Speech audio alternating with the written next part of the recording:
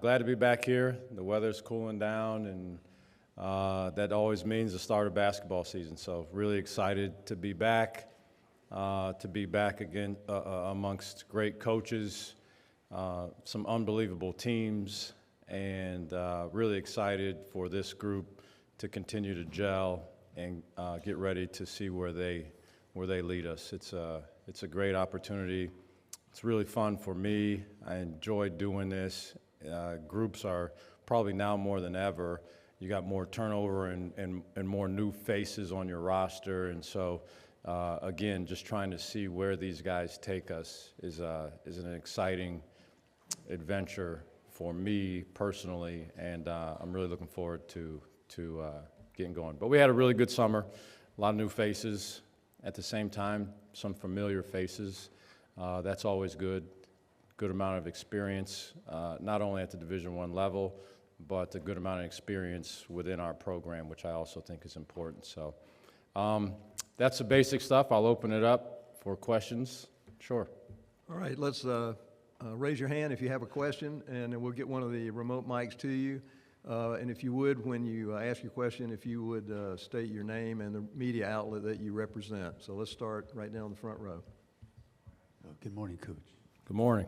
Is this working? Okay. Yeah, AP Stedham, AP and Kelly as we see it. How we doing? Good, Coach, good. Glad to be here.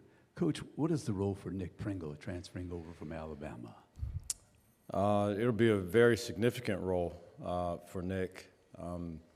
He's an experienced guy. He's from the state of South Carolina, so we were thrilled to have him come back. He's been experienced not only in college basketball, but he's well-versed in SEC basketball. He's got not only NCAA tournament experience, but he's played in the Final Four. And all those things will serve him well, but his role will be one of leadership. We'll have really high expectations for what his role will be as a basketball player. The one good thing about that I think about, there are a lot of moving pieces and guys transferring from one school to the next. And I think one way to look at it is that you can provide opportunities for guys, different roles, different opportunities. And so Nick will have a role for us that he probably has never had in his college career. And so that's exciting to help provide that for him. And I'm really looking forward to see how he adjusts to that role. And my anticipation is that he'll do a tremendous job with that. But we're going to count on Nick for a lot of things on both sides of the ball. Defensively, he's a high-energy guy. He's a tremendous athlete. I don't think he's ever really been asked to score, but we're really interested in exploring that and seeing what that looks like for him. And but he's got a great infectious personality, a lot of energy, and really looking forward to seeing what he does this year. All right, raise your hand if you have a question. Just come to the right side on the front. Ben Roberts, Lexington Herald Leader. What is it that makes Colin such a special player, and where do you see he can make some realistic jumps here in year two for you guys? Yeah, Colin does a lot of good things. I think the strengths that really tend to set him apart, he's got a tremendous feel for the game of basketball. He's incredibly unselfish, probably too unselfish. But he's incredibly unselfish. He values playing defense at a high level. He takes a lot of pride in doing that. But I think the things that really make him different are he's got an incredible feel, incredible touch, and just a knack for putting the ball in the basket, even in some non-conventional ways. And you can get him in a short roll situation, and he can make a play or attack the rim or pass. He's a really good passer. I think those are the things that we saw in him when we first recruited him that led us to believe that he had a chance to be a really good player. In terms of growth, I think there are a couple of different areas. I think he has such good natural touch. At one point, I do believe he'll be able to shoot the ball with range. Only time will tell when that happens. So I think that's an area that he can grow. And then I think the other one is just playing a different role.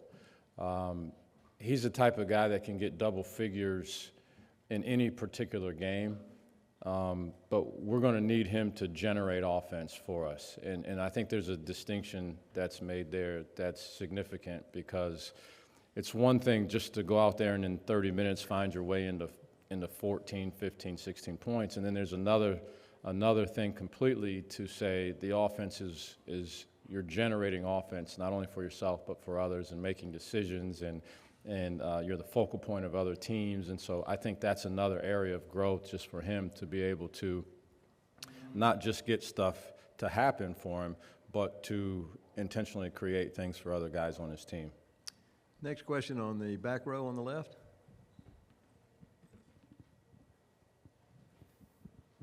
John Whittle with thebigspur.com.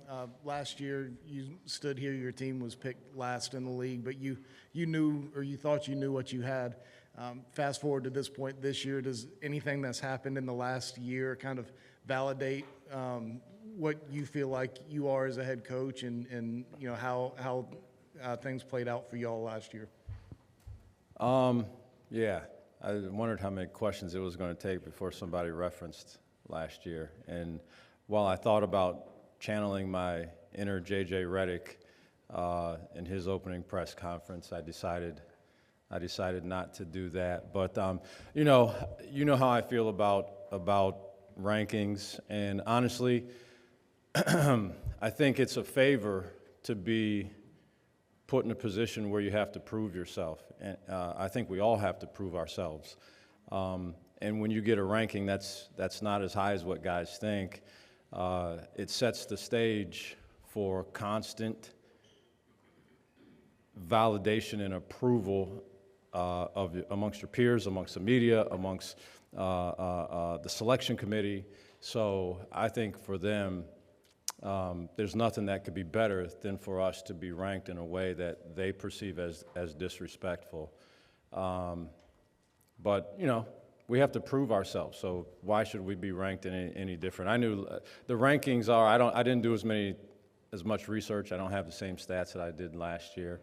But fortunately, I think it's generally accepted if the last place team finishes first that you don't get to pick anymore. So luckily we didn't finish first for those guys. But as far as my own validation, I've been doing this for a long time. You know, maybe particularly down here in the Southeast, my name's not sexy. But I went to the College of Worcester. People don't know how to pronounce the name of the university. So it's just, I am who I am. I'm very comfortable with who I am. That kind of was our mantra last year. There was a couple of things. One was earn it. They made that up themselves in the preseason that they wanted to earn it. I feel like they did. But the other thing that they always said, I didn't tell them, was we are who we are, we do what we do. And that's not going to change. I am who I am. I like the guys that I like, and we develop guys the way that we do. And hopefully we rely on the fact that, I mean, there's probably a couple teams that wish we didn't have to play the games based on where they're picked. We rely on the fact that we get to play the games to show that maybe the picks just aren't that accurate. But we're looking forward to getting a chance to try to prove that. Next question, second row on the left.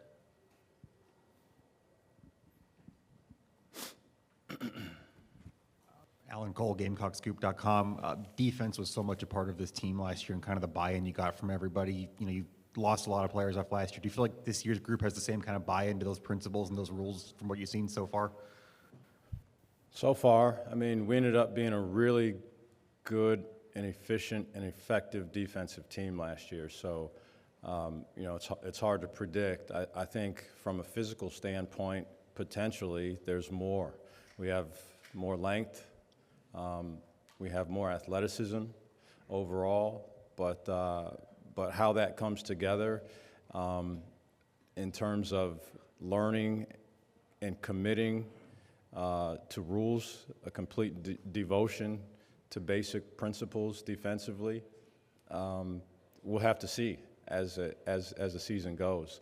The potential for us to be really good defensively is there again, but we're not there. So we start, honestly, the first thing I would just look at would be how the summer went and how our guys interacted with one another.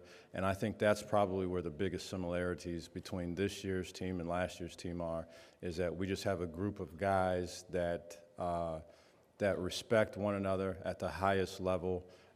They enjoy being around one another, and you know, we have workouts, and 30 minutes after the workout's done in the summer, they were sitting around and talking about what was going on in the Olympics and or whatever it is. We don't tell them to do that. They just do that. They like one another, and I think that always helps in your plight to be a good team.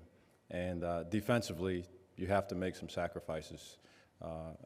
And this is the type of group, the makeup of it anyway, would lend itself to believe that we have a chance to do some good things defensively. Next question on third row on the right side, and then we'll come to you on the left. Hey, Coach. I'm Brad Harvey from College Sportscast. Brad? The SEC is very talented and tough, and their expectations are that the makeup of the SEC is going to be a challenging conference. How do you see this team for you guys kind of fitting into the toughness of the SEC?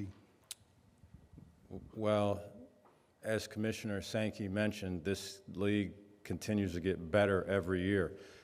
I think back to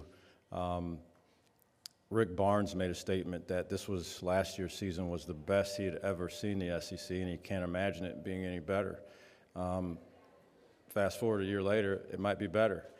So, and it's full of tough-minded and physically tough teams, but tough-minded teams, which I think is just as much, just as important or more important. And so, that's kind of who we've been. That's who I am.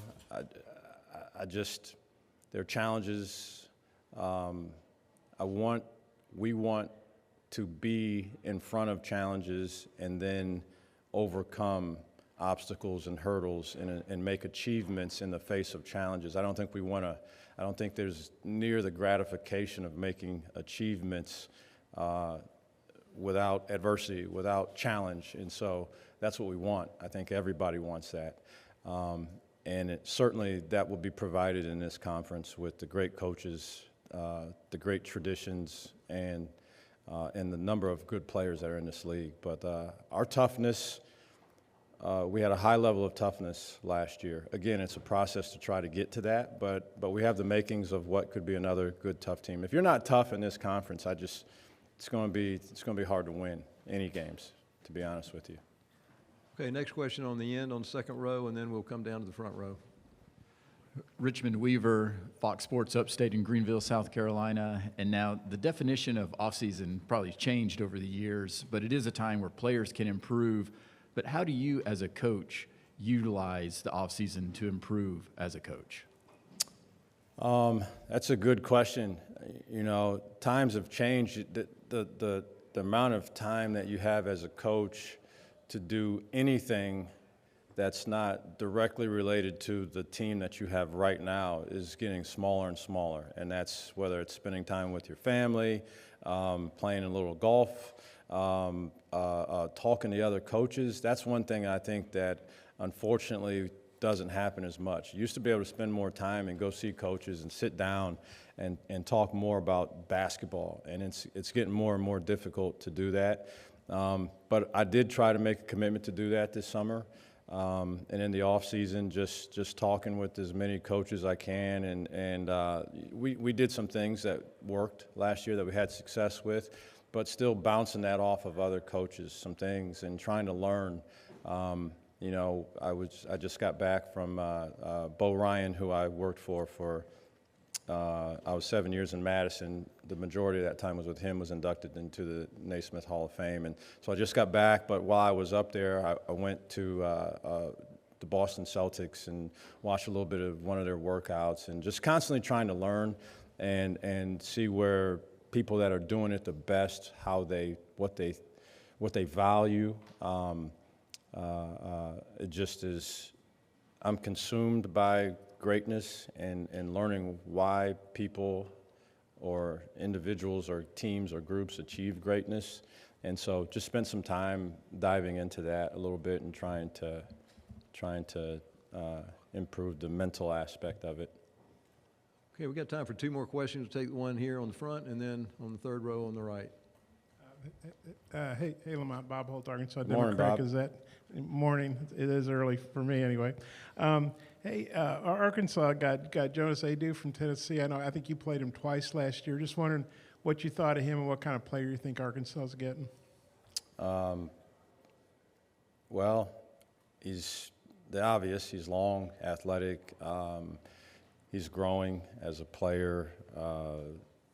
He's been a fixture in this league. He's obviously a valuable asset. I hate to talk about people as assets, but he's a valuable asset to any organization at this level. And so, you know, I don't know him as a person, but he seems to be a very competitive guy. Appears to be a good teammate. So I don't know. They're getting a long, athletic, developing offensive skill guy that is very familiar with this league. All right, last question on the far right, 3rd row. James Fletcher from On3. Just wanted to ask you, in your experience integrating freshmen and then transfers into your program, what are some of the challenges that come first with the freshmen, and maybe they haven't learned a system like yours before or haven't heard some of the terminology, versus bringing in a transfer who maybe you're having to reprogram some of the things that they were doing at past programs? Yeah, the challenges exist for both of those. It's a really good question. We've talked about that. I think the difference in the young guys and then the older guys that are new to this system, they've been around college basketball, and so I expect that the rate at which they acclimate to new things will be quicker than young guys. Young guys are young guys. And so 2 distinct challenges, and I think in terms of how much you push with those 2 different groups is going to be a little bit different. Your level of acceptance of continual mistakes, I think you have a smaller tolerance potentially for older guys that have been around that understand. I think they understand stuff a little bit. But yeah, we do. We have some young guys that will end up playing significant minutes for us, and we have some new faces into our program that are older that will play significant minutes for us. And for us, what we do and how we go about our business is so important that I don't want to devalue at all the fact that we have a lot of returning guys. We have a lot of new faces, right? I think probably 6 of our top 9 guys from last year are back, and maybe some would argue that the top 3 are gone.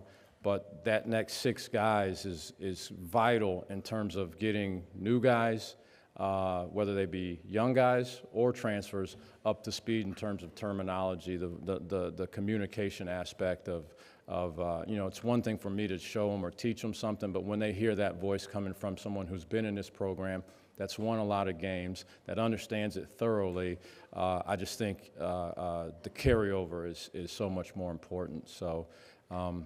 Yeah, it's a good question. Thank you, Coach Barris. Thanks, guys.